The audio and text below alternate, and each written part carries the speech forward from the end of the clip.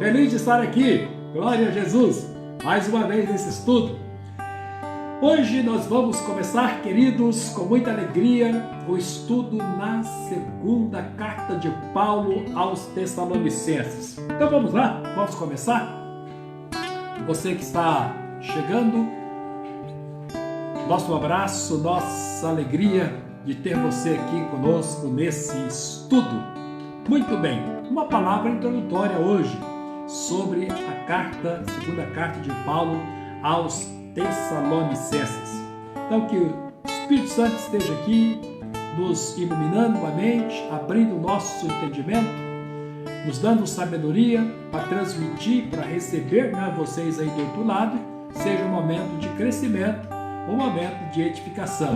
Estou muito feliz de estar aqui com vocês nesta noite, neste momento. Então vamos lá. Por que estudar essa carta de Paulo aos Tessalonicenses? É importante, são duas cartas, estudamos a primeira e agora nós vamos estudar a segunda. E a importância que a gente tem para estudar a segunda carta são os conselhos que Paulo emite aqui para o povo de Deus. Paulo dá aqui conselhos, Paulo dá esclarecimentos que eu preciso muito deles, vão ser abençoadores na minha vida. Então é importante, não é? Diz aí que se conselho fosse bom, era vendido, não era de graça, mas continua sendo expressão da graça de Deus, os conselhos e o esclarecimento nós temos aqui.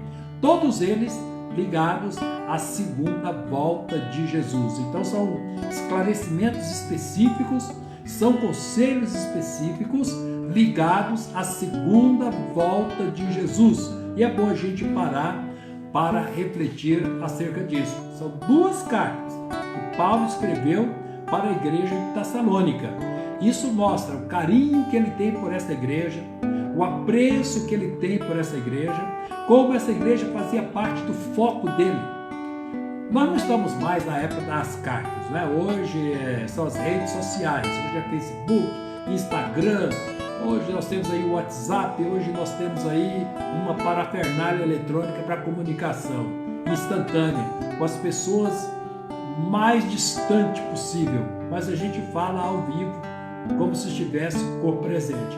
Carta é tempo dos nossos avós para trás.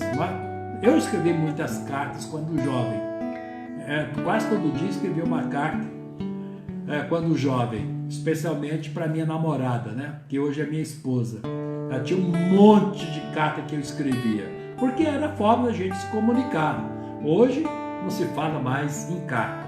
Mas vamos voltar ao tempo dos nossos avós, até da minha infância.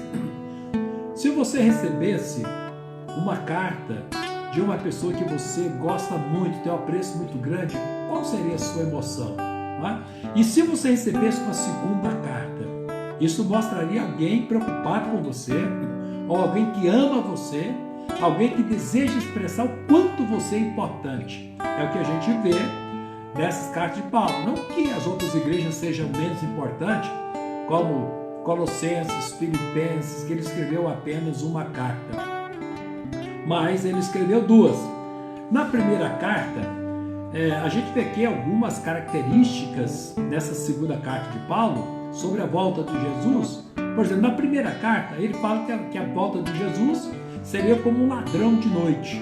Isso mostra o quê? Você olha, fica atento, ser vigilante, porque ele vem como ladrão. O ladrão não diz a hora, não diz a noite, ele simplesmente chega de surpresa. Então, Paulo diz, da mesma forma, será a volta de Jesus e a gente precisa ficar atentos a esse detalhe. Agora, nessa segunda carta, Paulo, queridos, vai explicar como proceder diante da segunda volta de Jesus. Não é?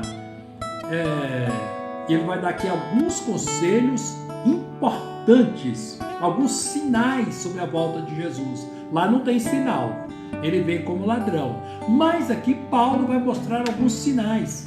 Então a gente precisa estar atento. Se na primeira carta não tinha esses sinais, agora na segunda carta nós vamos encontrar alguns sinais, algumas dicas de quando Jesus voltar, né? E que dicas são essas que nós vamos encontrar aqui?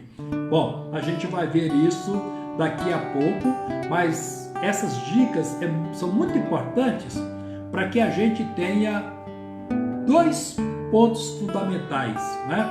Equilíbrio sobre a volta de Jesus. Esses sinais são importantes porque eles são norteadores, né? E a gente precisa ter aí uma dosagem, uma proporção no que diz respeito à nossa própria vida. Você não vai mudar a sua vida de fé, de perseverança com Deus em razão da volta de Jesus. Embora você muda quando for para melhor, né? Se preparar, mas você vai viver os dias que Deus te der aqui na terra. Bom, existe um intervalo aí da primeira carta para a segunda carta, que não é um intervalo grande. O que foi que aconteceu com a igreja de Tessalônica para que Paulo escrevesse essa segunda missiva? O que aconteceu? A igreja, nesse intervalo da primeira aqui para a segunda, ela passou por uns momentos de tribulação, de provação. E normalmente, queridos, quando a gente enfrenta-se uma provação implacável, quase sempre isso vai refletir na qualidade da nossa fé, do nosso entusiasmo, da nossa motivação. Quando você passa por um período de provação, a tendência que a gente tem lá na alma é de achar que nós estamos abandonados por Deus. E não é isso que a Bíblia diz. Provação não é sinônimo de que Deus se esqueceu de nós, de que Deus nos abandonou. Provação não diz isso, não é? Quem foi mais provado do que Jó? Tirando Jesus, que é o ponto maior, mas humanamente falando, quem foi mais provado do que Jó? Ou naquela galeria dos heróis da fé lá em Hebreus, quem foi tão provado quanto aquelas pessoas que morreram, firmados nessa fé, eles morreram. Mas, olha, eles foram coroados com êxito, a batalha, eles conseguiram coroar essa batalha com êxito. Então, Paulo vai dizer aqui nessa segunda carta, para te levar lá numa referência, no capítulo 2, versículo 2, Paulo vai dizer assim: e que não vos demovais na vossa mente, com facilidade, nem vos perturbeis, quer por espírito, quer por alguma palavra, e nem por carta que eu escrevo. Com facilidade, não vos perturbeis, como se procedente de nós, supondo tenha chegado o dia do Senhor. Que o dia do Senhor ainda não tinha chegado, né? E esse dia vai ser precedido realmente por alguns princípios de dores. Pelo menos é o que a Bíblia vai dizer. Muito bem. Quais são as características, queridos, antes de nós entrarmos no estudo desta carta, quais são as características importantes na segunda carta aos Tessalonicenses? Já falei aqui sobre detalhes significativos sobre a volta de Jesus e a gente precisa parar e refletir um pouco nesses detalhes. Por exemplo, aqui tem expressões que você não vai encontrar em lugar nenhum na Bíblia. Por exemplo, Deus virá como labareda de fogo. É uma visão impressionante que Paulo tem ao descrever a vinda de Jesus. A vinda de Jesus será fulgurante. A vinda de Jesus será impactante para a igreja que o aguarda. Mas ele vai dizer também aqui sobre o anticristo, uma questão que é uma característica aqui de Tessalonicenses, mas Jesus falou muito sobre isso, não é? Mas de Paulo é uma característica aqui nessas cartas de Tessalonicenses, que não fala nas outras cartas. Ele vai falar também, queridos, do abandono da fé, o abandono da igreja, feito por muitos que se dizem crentes. Eles acabam achando que o mundo é mais engraçado, que o mundo é mais interessante, se esfriam na fé, esfriam no amor, perdem a convicção das coisas de Deus, a sensibilidade para o mover de Deus. E Paulo descreve isso com uma palavra que nós conhecemos muito bem: apostasia. A apostasia é a debandada final da fé. As pessoas não querem mais a fé, não querem mais Jesus, não quero mais saber de Bíblia, não quero mais saber de igreja, não quero saber mais dessa fé.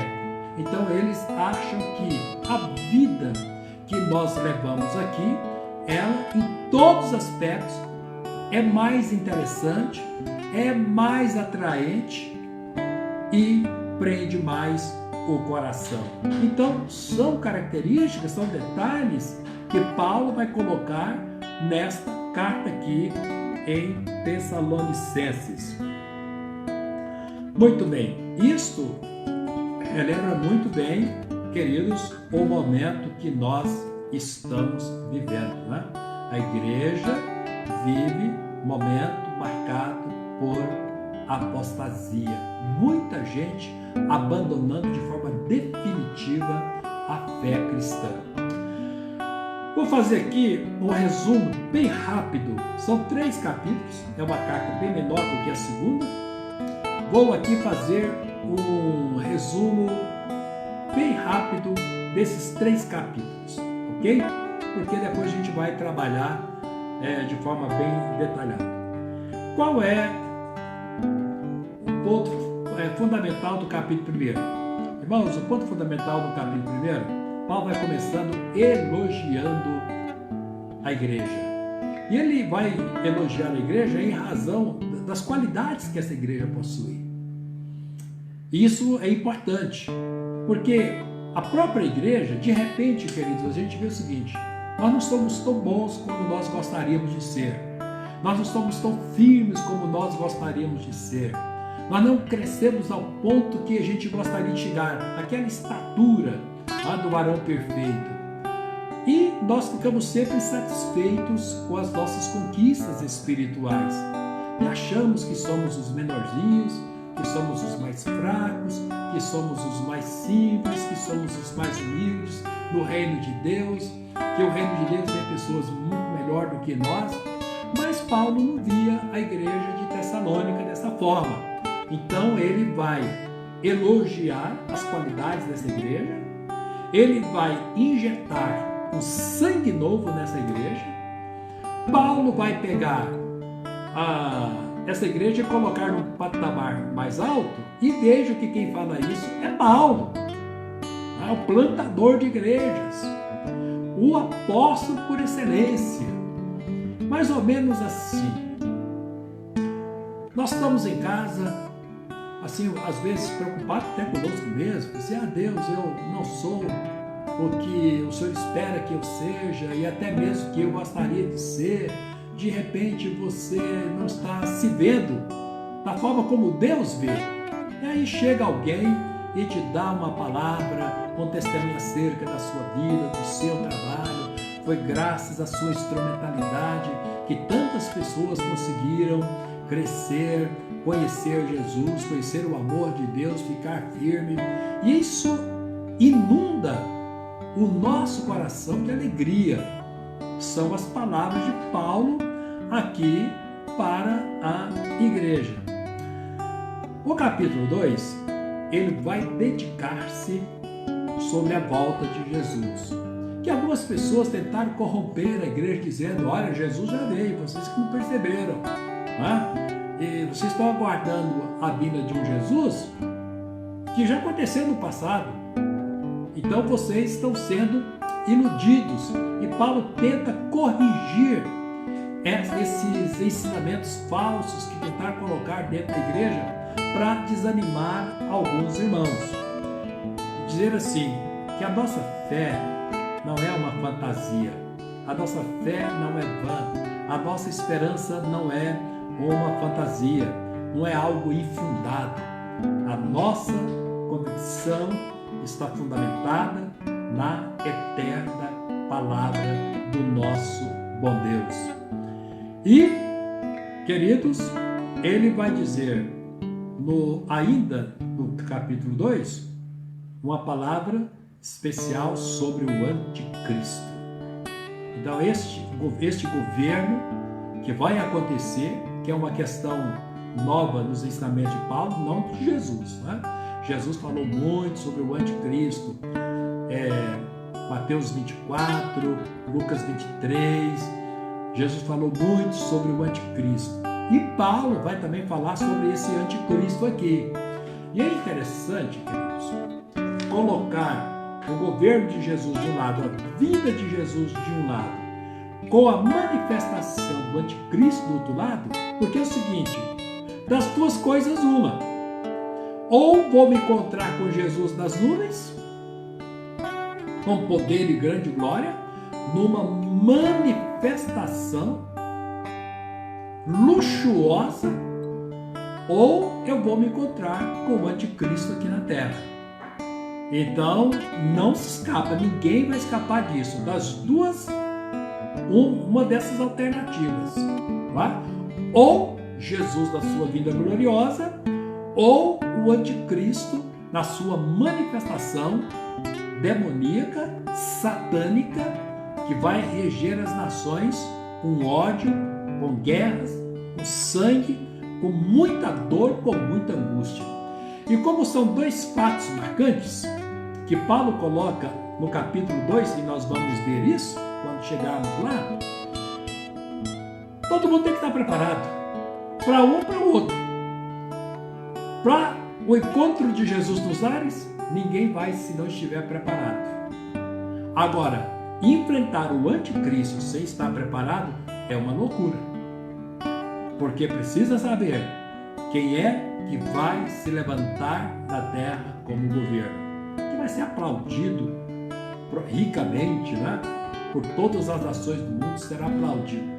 Mas só na primeira fase, no primeiro momento. Então Paulo vai colocar em contraste essas duas personalidades. Jesus da sua vida de um lado e a manifestação do anticristo do outro lado. É o tema do capítulo 2. E o tema do capítulo 3? Qual é o resumo do capítulo 3 que a gente faria a prioristicamente nessa hora? Diz assim: vocês não precisam se iludir, não precisam se enganar. Ninguém precisa vestir roupagens espirituais como se nós fôssemos super espirituais, e somente super espirituais é que irão encontrar com Jesus. Capítulo 3 de 2 Tessalonicenses, que ele vai dizer o seguinte: queridos, a vida espiritual não está nessas roupagens que impressionam o homem, externas, mas coração vazio. Por que foi que levou Paulo a escrever esse capítulo 3? É que tinha irmãos ali na igreja de Tessalônica, diz o seguinte: olha, queridos, Jesus vai voltar.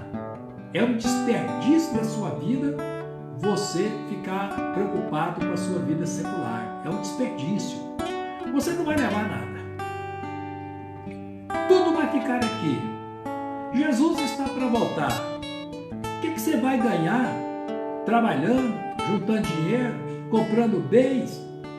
Acabe com isso e vá esperar a volta de Jesus, porque ele está chegando. É melhor, em outras palavras que alguns pastores talvez diriam, vá orar, vá jejuar, vá ler a Bíblia, suba ao monte, fica lá no monte. E Paulo teve que corrigir esse disparate. A vida de Jesus não implica nessas questões. Implica o quê? Um relacionamento com Deus. Esse relacionamento com Deus não vai tirar você da sua vida comum, do seu trabalho, da sua escola, da sua universidade, dos seus relacionamentos saudáveis. A vida de Jesus não vai tirar você até dos seus momentos de lazer. Não tira. Porque o que nós estamos vendo aqui nessa palavra de Paulo, no terceiro capítulo, é que muita gente ociosa, fugindo de responsabilidade, fugindo de obrigação, isso aí, queridos, depõe contra toda expressão verdadeira de fé. Depõe. Não quero assumir responsabilidade da vida, porque Jesus está voltando. Não é essa a ética cristã. Não são esses os valores cristãos. Por isso eu sempre estou repetindo, não canso de repetir as palavras, a resposta que Moody deu ao interlocutor dele. Moody, aquele grande avivalista da Inglaterra. Perguntar para ele: Moody, se você tivesse absoluta certeza que Jesus voltaria amanhã, o que você faria hoje? Ele, sem mudar a direção do seu olhar, ele disse a mesma coisa que eu estou fazendo hoje. Eu faria as mesmas coisas, não faria nada diferente. Então, queridos, não é porque Jesus vai voltar, a volta dele é iminente, pode acontecer a qualquer momento, que eu vou jogar todos os meus projetos para o alto. Não, não. Esses projetos não podem impedir você de ir ao encontro de Jesus. O que você está fazendo hoje? Preparando para concurso público? Continue. Pode ser que não dê tempo, Jesus volte. Você está preparando o quê?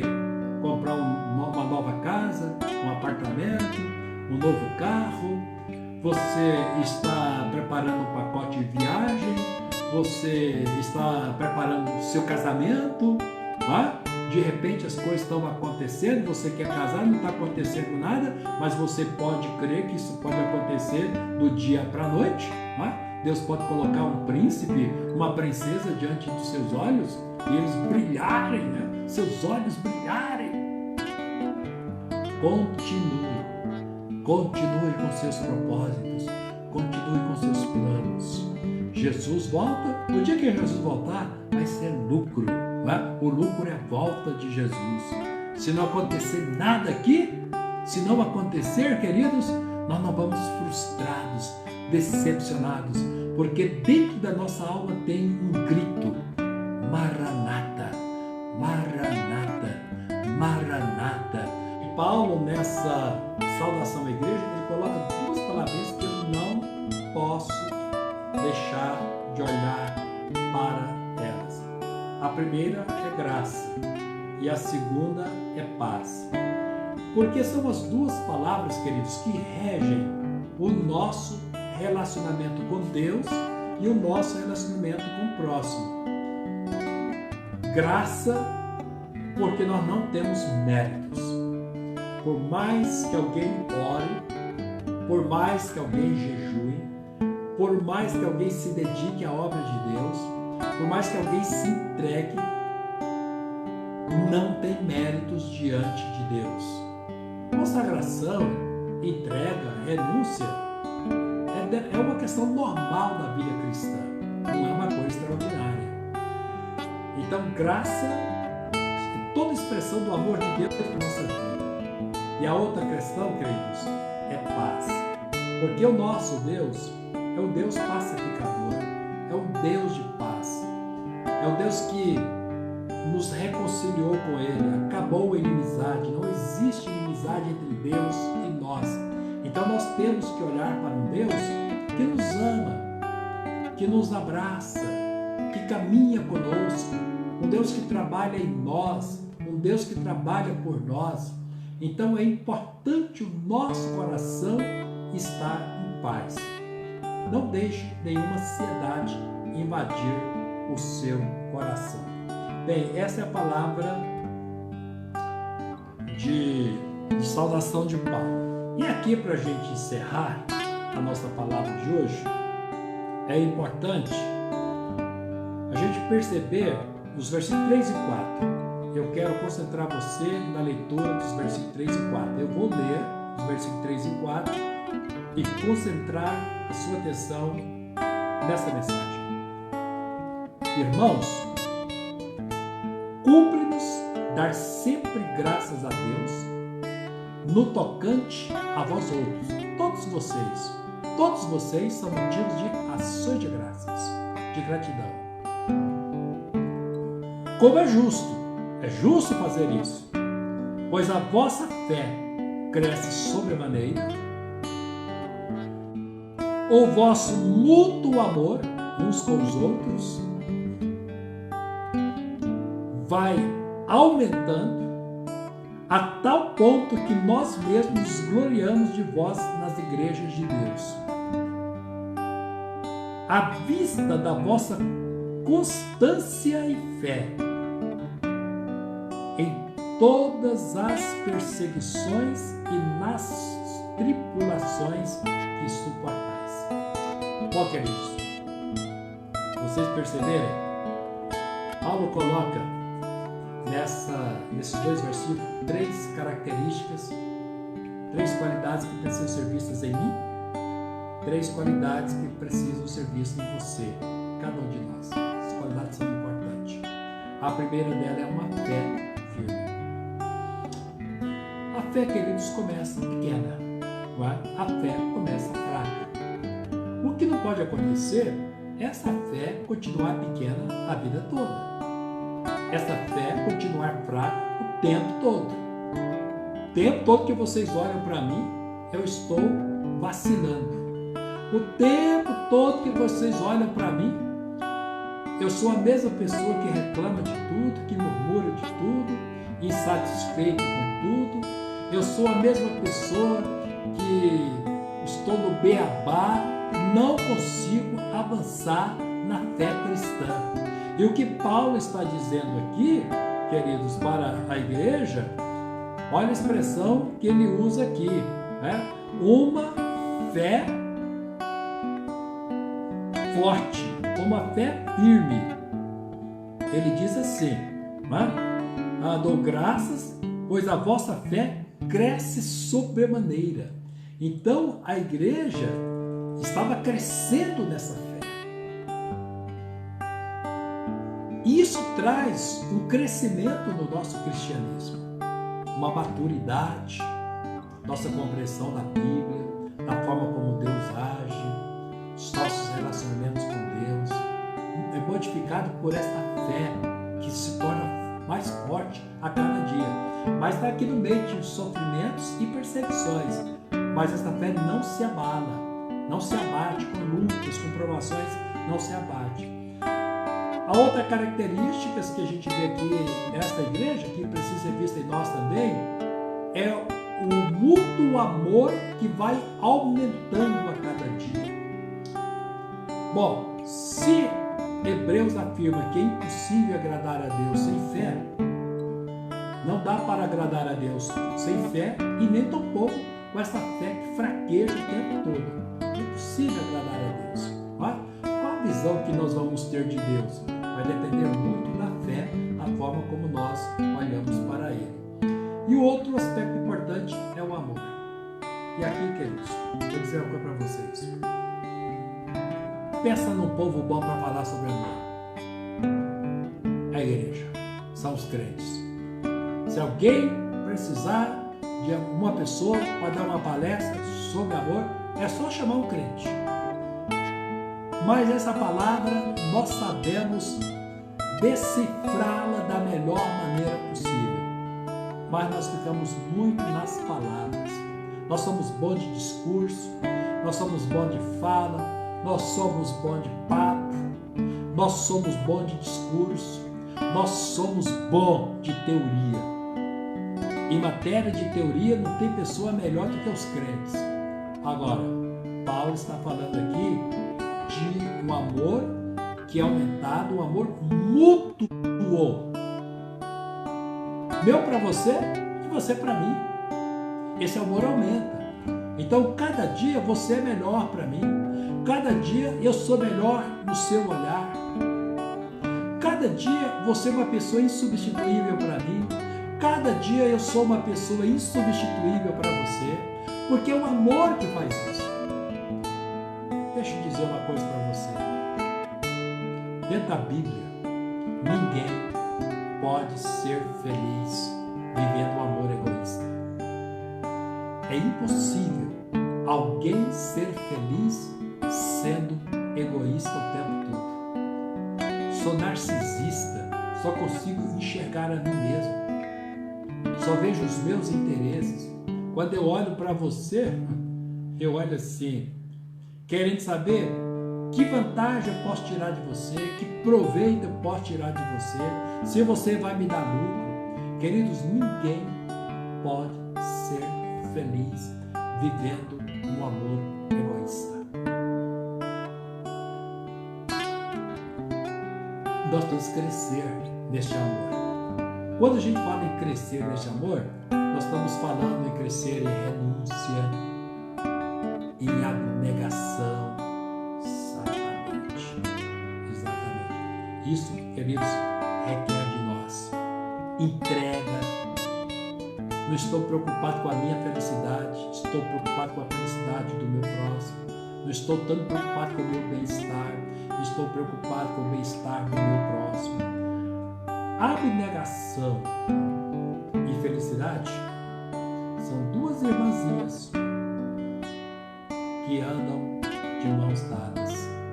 Abnegação.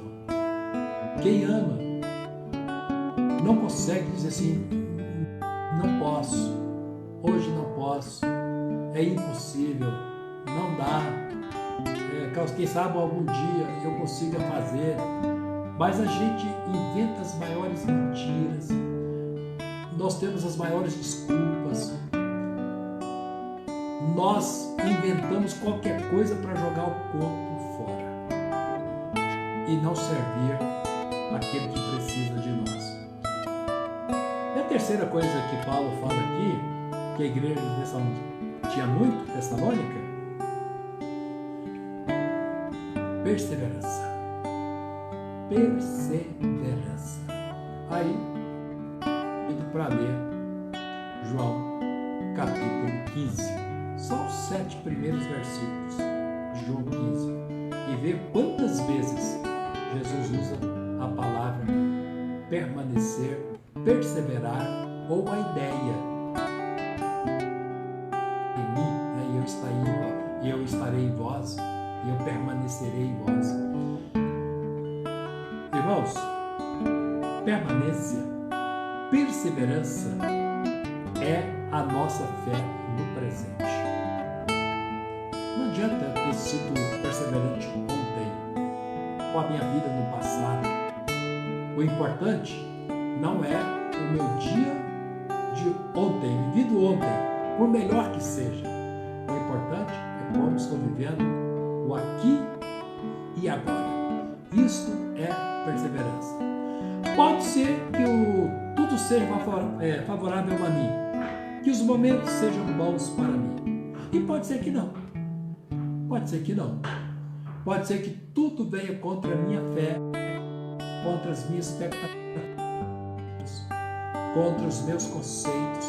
Pode ser que venha tudo contra o que eu abracei. Mas eu quero saber se eu sou capaz de perseverar. Se esta fé e este amor que tanto professo, se são capazes de me deixar firmes diante de Deus. A gente vai parar por aqui, expressar a alegria de ter estado com vocês e dizer nós iremos continuar nesse estudo, assim como fizemos com os versículos de 1 a 4, nós faremos com os demais. Temos muitas lições boas para serem relembradas. Amém? Que você tenha um dia abençoado amanhã. Domingo estaremos juntos. Teremos a nossa escola bíblica dominical, a nossa sala virtual. E às 18 horas teremos o nosso culto presencial. Aguardamos você lá com todo carinho e com muita vontade de revê-los. Grande abraço, fique na paz do Senhor. Deus os abençoe.